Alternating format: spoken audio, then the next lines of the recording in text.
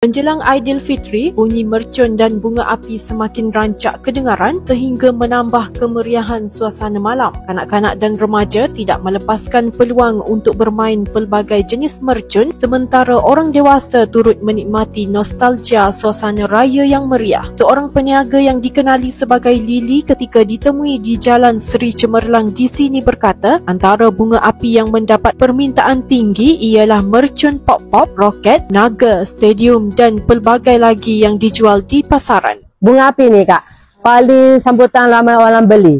Lagi dengan popok ni sekali ni. Paling suka orang beli kat sini lah. Ramai budak-budak sekolah ke, sebab adanya family dia memang tak nak untuk beli untuk macam bahaya punya barang lah.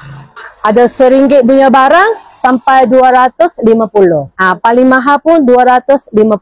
Menurut Lily, kira-kira 30 jenis mercun termasuk bunga api yang dijual mendapat permit dan kelulusan daripada pihak berwajib. Katanya mercun dan bunga api semakin mendapat permintaan ramai sehingga jualannya mencecah 1,000 terutama pada Jumaat dan Sabtu memandangkan kurang 7 hari lagi Syawal tiba. Ya, memang dapat lesen dah kita. Kalau ada lesen MPKB baru akan lulus tempat kita lah. Macam itu. Tambahnya, dia turut mengingatkan orang ramai supaya sentiasa berwaspada ketika bermain mercun atau bunga api kerana barangan itu berbahaya. Memang ramai. Tahun ni ramai. Sebab harga dia tak mahal sangat. Boleh untuk family ekonomi lah.